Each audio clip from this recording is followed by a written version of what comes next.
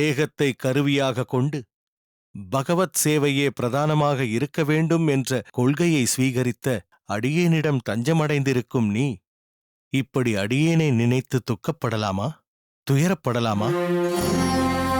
நீ இன்னும் பக்குவப்படவில்லை என்பதை உணர்ந்துதான் உன்னிடம் ஏதும் சொல்ல வேண்டாம் என்று இவர்களையும் தடுத்தேன். இதில் இவர்களின் தவறு எதுவும் இல்லை. புரிந்ததா? நடப்பது நடந்தே தீரும். அவரவர் சங்கல்பத்திற்கும் பிரார்த்தனைக்கும் பலன் உண்டு. வேறு எதையும் சிந்தையில் வைக்காமல் உன் அன்றாட பணியில் போய் கவனம் செலுத்து. உங்களைப் போன்ற அன்புள்ளமும் தொண்டுள்ளமும் கொண்டவர்கள் இருக்கும்போது எந்த வியாதியும் அடியேனை பாழ்படுத்தி விடாது.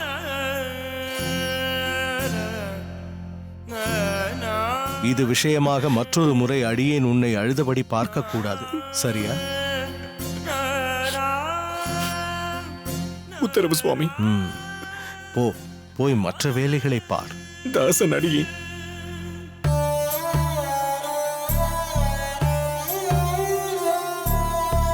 பார்த்தீர்களா?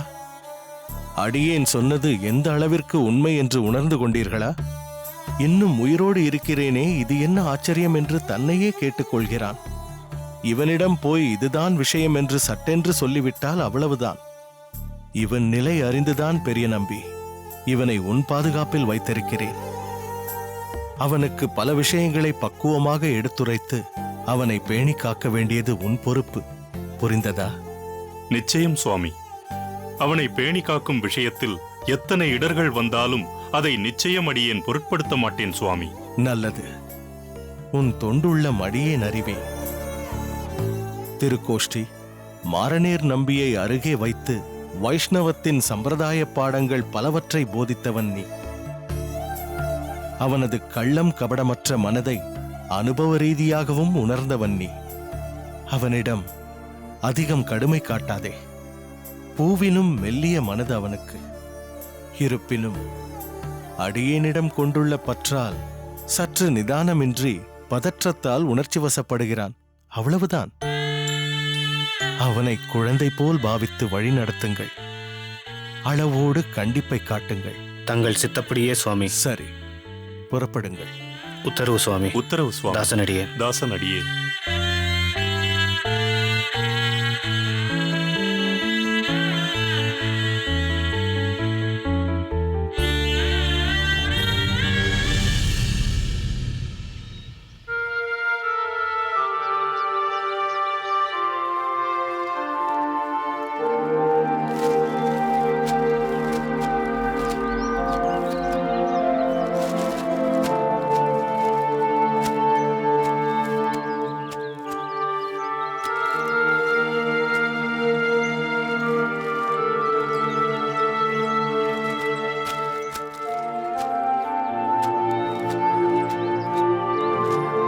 என்ன சபேசா, மார்த்தாண்டா, இன்று பாடசாலையில் பழைய கலை கூடிவிட்டது போல் இருக்கிறது. என்னடா புதிர் போடுகிறாய்? புதிரெல்லாம் இல்லை, பாடசாலை வளாகமே சுத்தபத்தமாக இருக்கிறது. பொருட்கள் கண்ட இடத்தில் இறைந்து கிடக்காமல் அது அதனதன் இடத்தில் இருக்கிறது. ஏதோ ஆய்வாளர் வரப்போவது போல் ஒரு பரபரப்பு, ஒரு சுறுசுறுப்பு. புது மாணவர்கள் காலையிலிருந்து மிகவும் ஸ்ரத்தையாக வேலை செய்கிறார்கள். நன்றாய் கேட்டாய் போ.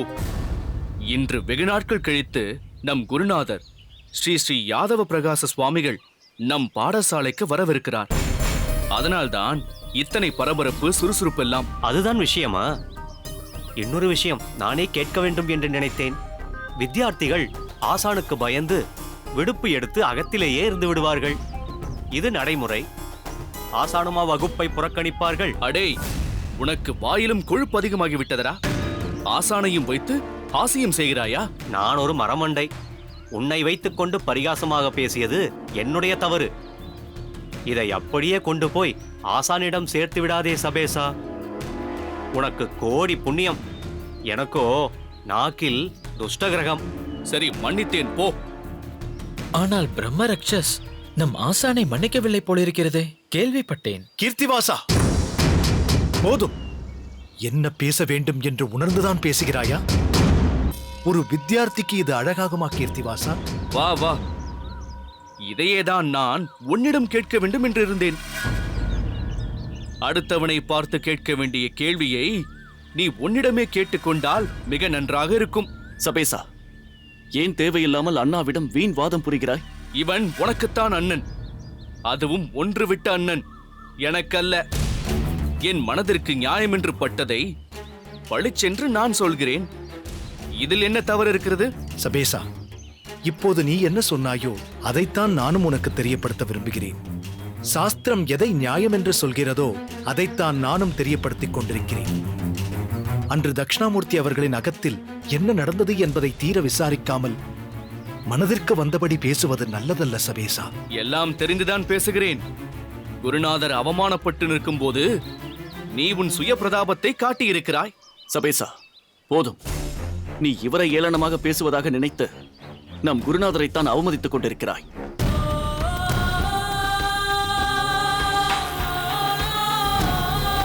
வந்தனம் குருநாதா. அமருங்கள், அமருங்கள்.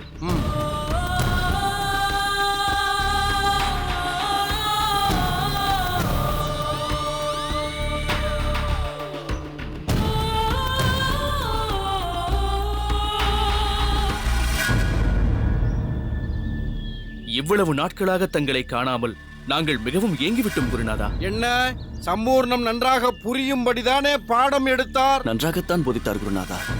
இருப்பினும் தங்கள் வழி ஆகாதே. எதையும் ஆணி அடித்தார் போல் பாடங்களை மனதில் பதிய வைப்பவர் தாங்களே அன்றோ? நான் வந்தது உனக்கு சந்தோஷமாக இருக்கிறது, எல்லோருக்கும் இருக்க வேண்டுமே.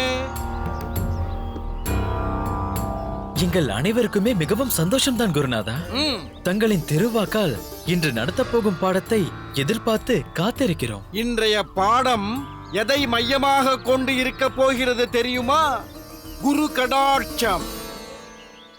அதாவது குருவின் திருவருள், குருவின் மேன்மை, குருவின் மகிமையை பற்றி நீங்கள் ஒவ்வொருவருமே உணர்ந்து அறிந்து உள்ளத்தில் பதிய வைத்துக் கொள்வது மிக மிக முக்கியம். எனவே நான் சொல்வதை கவனமாக கேளுங்கள்.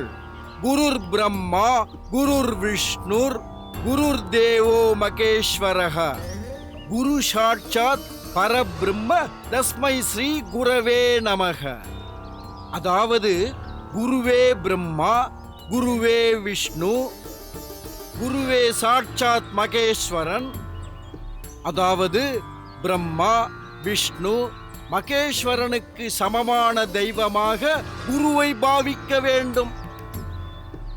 நாம் ஜீவிப்பதற்கு உணவு முக்கியம்.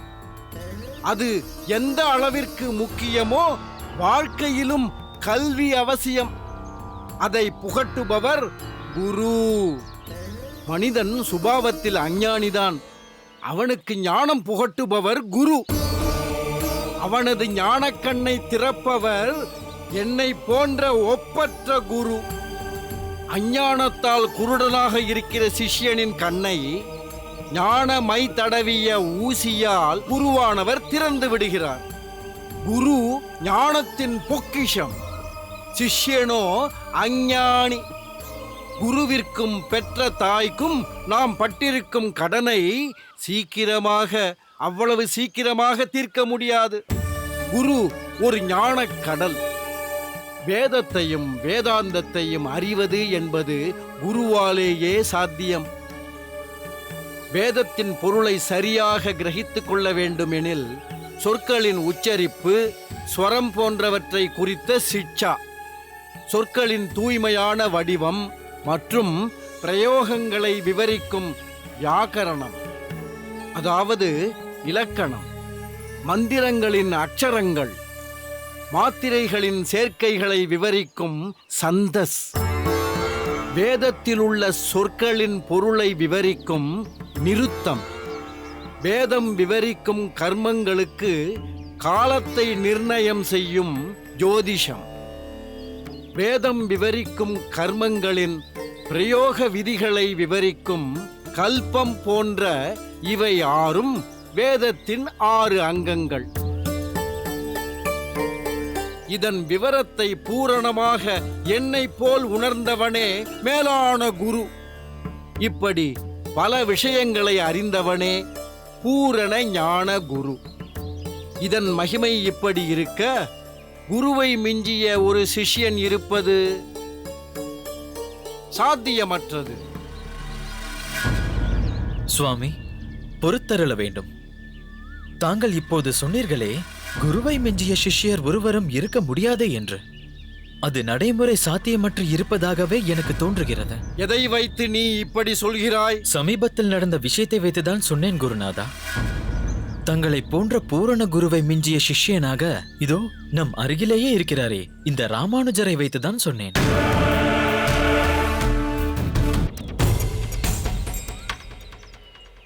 தாங்கள் எவ்வளவோ மந்திர பிரயோகம் செய்தும் போகாத பிரம்மரக்ஷஸ் மந்திரம் ஏதும் சொல்லாத ராமானுஜன் காலடிப்பட்ட மாத்திரத்திலேயே நற்கதி அடைந்து ஓய்வு பெற்றுவிட்டதே.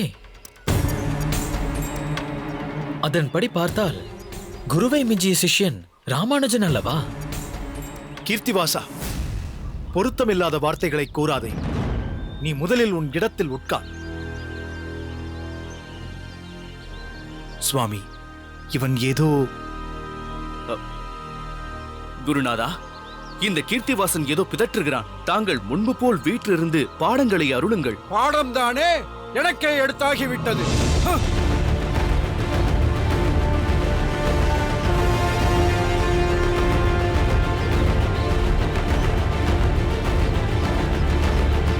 என்ன காரியம் செய்தாய் கீர்த்திவாசா? முறையற்ற வார்த்தைகளை பிரயோகிக்கிறாய்.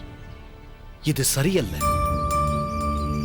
குருவாகப்பட்டவர் அருளும் வாக்குகளை அப்படியே கேட்டு மனனம் செய்யாமல் தேவையில்லாமல் எதிர்வாதத்தை ஏன் முன்வைக்கிறாய்? ஓ, அதை நீ சொல்கிறாயா? பல முறை அதை செய்தவன் நீதானே. உன்னை பார்த்து இப்போது இவனும், அதுவும் நம் குருநாதரிடமே எதிர்வாதம் செய்கிறான். சபேசா, எதையும் சம்பந்தப்படுத்த பார்க்கிறாய். என்னுடைய வாதம் என்பது சாஸ்திரம் மற்றும் தத்துவம் பற்றியது. அது உண்மையை தெளிவாய் அறிய உதவக்கூடிய ஆரோக்கியமான விசாரம். நீ அப்படி ஒரு கண்ணோட்டத்தில் தான் பார்க்க வேண்டும். கீர்த்திவாசா, குருவால் பல விஷயங்கள் உபதேசிக்கப்படுகின்றன. அவற்றை விவேகத்தால் சீர்தூக்கி பார்த்து சாரமானதைக் கொண்டு சக்கை போன்றவற்றை ஒதுக்கித் தள்ளுவதில் தவறில்லை. அப்படி என்றால் சக்கை போன்ற குப்பையான விஷயங்களை ஆசான் போதிக்கிறார் என்கிறாயா? சபேசா, நீ ஏன் எதையும் குதர்க்கமாக எடுத்து பேசிக் கொண்டிருக்கிறாய்? அண்ணா ராமானுஜர் சொன்னதன் அர்த்தம் உனக்கு விளங்கவில்லையா என்ன? கோவிந்தா, தர்க்கம் வேண்டாம். சபேசா, நான் குருநாதரை நிந்தித்து எதுவும் பேசவில்லை. இது போன்ற கல்பிதம் இனிமேல் வேண்டாம். அப்படியே குருநாதருக்கு நான் அபராதம் செய்திருந்தால் அதை எப்படி நிவர்த்தித்துக் கொள்வது என்பதை ஆலோசித்து அடியேன் முடிவெடுத்துக் கொள்கிறேன். கீர்த்திவாசா, இனி பிரம்மரக்ஷஸ் பற்றியோ அது விலகி ஓடியது பற்றியோ எதுவும் பேச வேண்டாம். யாருமே எங்கேயும் இனிமேல் அந்த நிகழ்ச்சியை பற்றி விவாதிக்க வேண்டாம். நம் ஆசான் பாதியில் எழுந்து சென்றதால் என் மனம் மிகவும் சங்கடத்தில் இருக்கிறது. நீங்கள் அனைவரும் எனக்கு ஒரு உபகாரம் செய்ய பிரார்த்திக்கிறேன். நீங்கள் அனைவரும் புறப்படுங்கள்.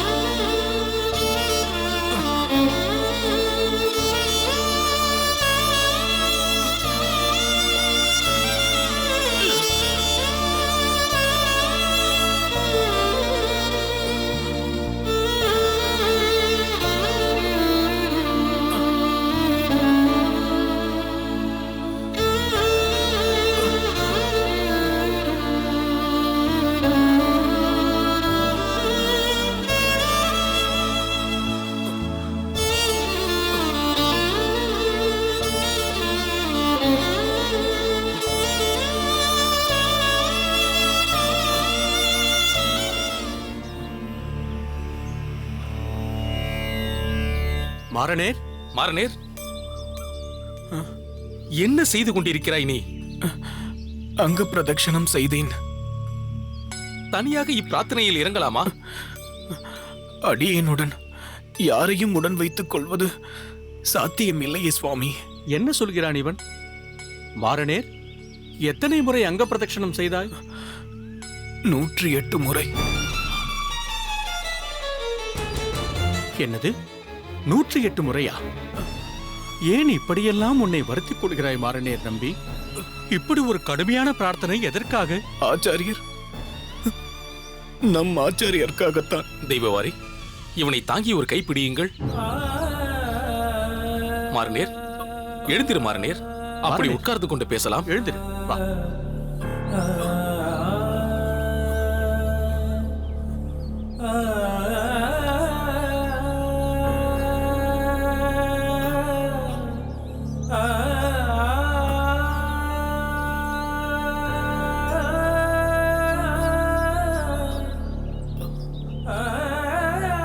மாறனேர், உன் பிரார்த்தனையை அடியேன் குறை சொல்லவில்லை.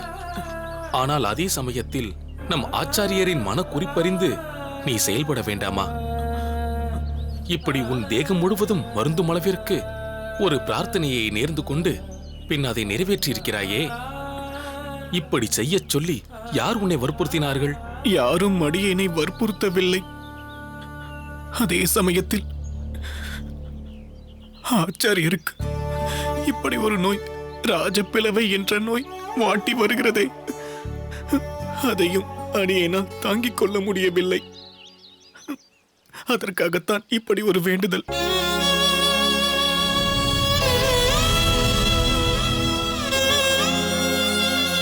அடியேனை உடன்பிறவா சகோதரனாக பாவிக்கிறேன் என்று சொன்ன தாங்களும் அடியனிடம் மறைத்து விட்டீர்களே. இருப்பினும் இப்போது அடியேன் அறிந்து கொண்டு விட்டேன். என்ன அறிந்து கொண்டு விட்டாய்? நோய், ராஜப்பிளவை நோய். நீ நிழலை நினைத்து நிஜத்தை வீணடித்துக் கொண்டிருக்கிறாய். வாழ்க்கைக்கு தேவை நிழல் அல்ல அக்கா, நிஜம்.